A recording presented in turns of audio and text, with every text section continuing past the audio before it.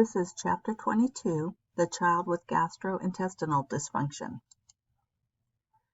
So we say kids are not just little adults, and one of the big differences is in water content in the body. The younger you are, the more your body is made up of water. So infants have more water than young children, and young children more than older children, and older children more than adults. And where is all that extra water? It's in the extracellular fluid. So just to review, if you remember, you have water intracellularly inside your blood cells, and then extracellularly outside your blood cells. The water outside the blood cells can be interstitial, which is in your tissues, outside of the cells, but inside the tissues. And that's where all this extra water in children is. It can also be intravascular. So it's inside the blood vessels, but outside of the blood cells. And then there's a small amount that's in your spinal fluid and your synovial fluid and those things. But that big difference is in extracellular fluid, particularly in interstitial fluid. And this allows water to move around in and out of the tissue more quickly, more easily on children. Another thing about water distribution, we said kids spike fevers. They spike them more often and higher than adults. Every time your temperature goes up 1 degree centigrade, your fluid needs go up about 12%. So when we calculate required fluid maintenance, you've got to increase that about 12% for every degree of temperature, of fever. Part of the problem with kids, they get dehydrated more easily because they do have all this extra water that moves very freely from one area to another, from that extracellular or from interstitial into intravascular, and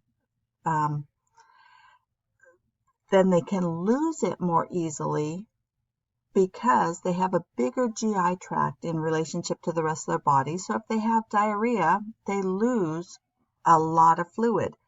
If they're breathing fast or sweating with that fever, they have more body surface area, so they have greater insensible loss. And that's part of why that fever makes their fluid need go up so much. And if you just remember, metabolic rate is related to temperature. As your temperature goes up, you have a higher metabolic rate. You need more fluid to get rid of those waste products. That one of them is the temperature, but you also make those other waste products that you need more fluid to move around and remove those. With children, they do not concentrate their urine well. If you don't drink for a day, your urine just turns really dark. Kids don't do that very well, and they really don't do it at all until they're getting close to 2 years old, of being able to concentrate the urine. The kidneys are not good at holding on to fluid just because your intake has been low. And so in general, kids ingest and excrete a greater amount of fluid, and the younger they are, the more true that is, which is why infants are on a totally liquid diet. So here is our fluid maintenance formula. You've already been doing this at the hospital, but this is in this chapter. So just to remind you how it works, those first 10 kilograms, you multiply every kilo by 100. Anything between 10 and 20, you multiply by 50. And then anything over 20, you multiply by 20. And you add all that together and divide by 24 to get how much fluid is needed per hour. And that is not to replace any deficits. That's just to stay where you're at if everything is normal. If you have a fever, then you've got to increase that. If you came in dehydrated, that's going to keep you at empty. That's not going to fill you up first. It's just going to keep you where you are. You may hear at the hospital people talk about 4-2-1. This is not in our book. This is not in the NCLEX. This is not the officially accepted way to do fluid replacement or fluid maintenance requirements, but this is what they do a lot at the hospital just because it's faster. So those first 10 kilos, you multiply that by 4, and that's how many mLs you need per hour. So you don't have to do the division. And then between 10 and 20, it's by 2, and then over 20, it's by 1. This comes very close to the other. If you think about it, if there were 25 hours in a day, and you were dividing 100 by 25, you'd come up with 4. Well, we have 24 hours in a day. So it's not perfect, but it's really, really close. And I have a little YouTube that you may want to watch that is a physician talking about signs of dehydration. So, water issues with kids, water intoxication. Infants do not need plain water. They need calories. They need electrolytes. They do need fluid, but their whole diet is already liquid, so they really don't need added water. And in fact, I've seen kids come in with water intoxication. So what happens? They drink so much excess water, and it could be that the formula was mixed very weak, too much water, more ounces of water to less scoops of formula or whatever, but the water is higher percent than it should be, to the point that they basically dilute their blood. The electrolyte you have in the most abundance in your blood is sodium, so that's the one you're going to see change the most. The brain does not like changes in sodium. Water actually can move faster across from the blood supply into the brain tissue than sodium moves, and so it's just not good. You end up having seizures, and you can do permanent neurologic damage if you're not careful.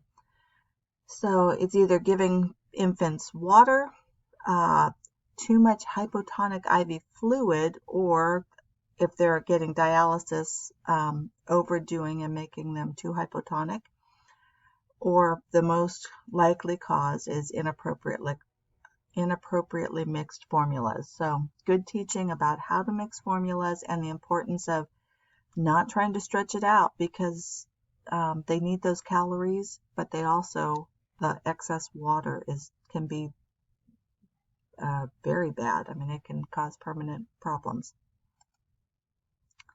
Diarrhea, common thing with kids, right? And if you're looking globally, it's the leading cause of illness, and it's the second cause of death for children under 5 years of age. In developing countries, 20% of all deaths are related to diarrhea and dehydration. And I have just a little picture here from the World Health Organization of why children die. And this is global. This is not in the U.S., but I mean, the biggest thing is preterm babies in developing and third world countries. They don't have the support to take care of them. But after that, the next cause of death is pneumonia. After that, the next cause of death is diarrhea. And then if you look over at that other actually, the next several things are other diarrheas that have a more specific causative agent than just the diarrhea. So it's typhoid and parasites, and I mean, there's some specific things, which makes it debatable of whether pneumonia is the leading cause of death globally, or whether it's diarrheas, different types of diarrheas. But anyway, these are our two big problems with kids. And it's true in the U.S. that this is what kids get sick with, right? Respiratory and GI, pneumonia and diarrhea. But globally, that is what children and infants die from. So when we have a child with dehydration, which most often is from diarrhea, we need to ask what type it is. Isotonic dehydration means they've lost fluids, but they've lost water and electrolytes proportionally. So they haven't changed their electrolyte levels. And again, the most numerous electrolyte is sodium, so that's the one you see the biggest changes in. So we said kids can have that extracellular fluid, so that's where most of the loss comes from. And because they can move very easily from interstitial to intravascular, you will see a lot of systemic signs. Their skin, their capillary refill, their tissue gets this doughy feel. All of those sorts of things you're seeing in that decrease in the interstitial fluid. So isotonic means their sodium didn't change. You are likely to see a little bit high hemoglobin hematocrit, and this is dilutional. If you think about it, hemoglobin hematocrit, that's how many red cells you have in this volume of blood.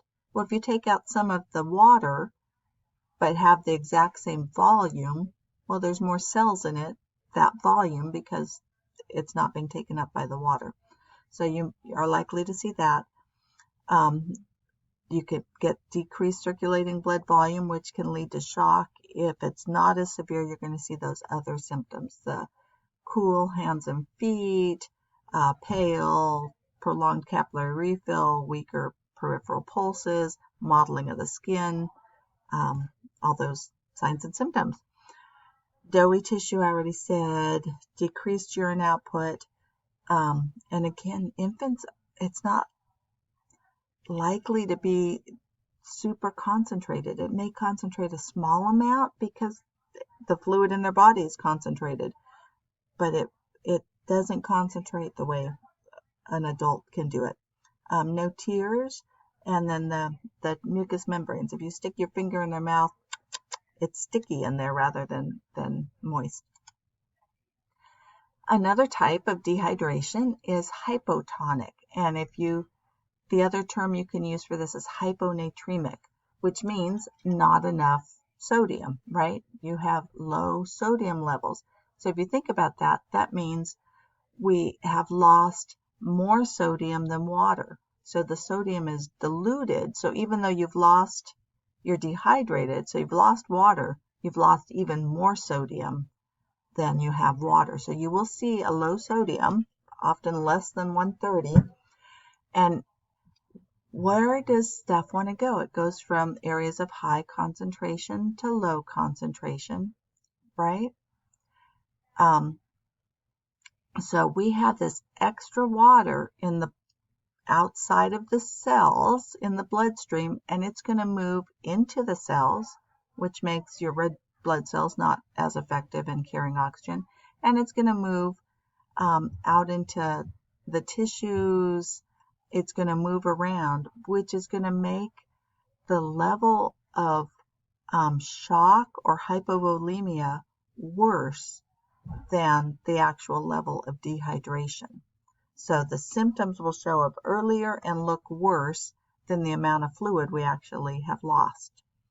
Again, you'll get that hemoglobin hematocrit a little bit up, just dilutional, and the signs will be worse earlier.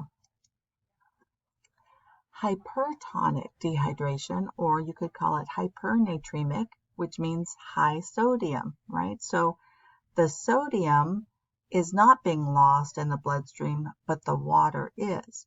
So you're going to see that high hemoglobin hematocrit just because there's not water, but you're also going to see high sodium level. Remember, things are going to go from high to low, so your body's going to try and bring back down that sodium level, so water is going to move into the extracellular fluid, particularly the intravascular fluid, out of the cells. So again, your cells aren't working, those red cells don't work as well as they should, and out of wherever it can to try and maintain some circulating blood volume, which means you're not going to look as dehydrated as you actually are. And this is the most dangerous type of dehydration. You don't see those shock symptoms as early, but the brain does not tolerate this well at all. And again, it's because water moves faster into brain tissue than sodium does.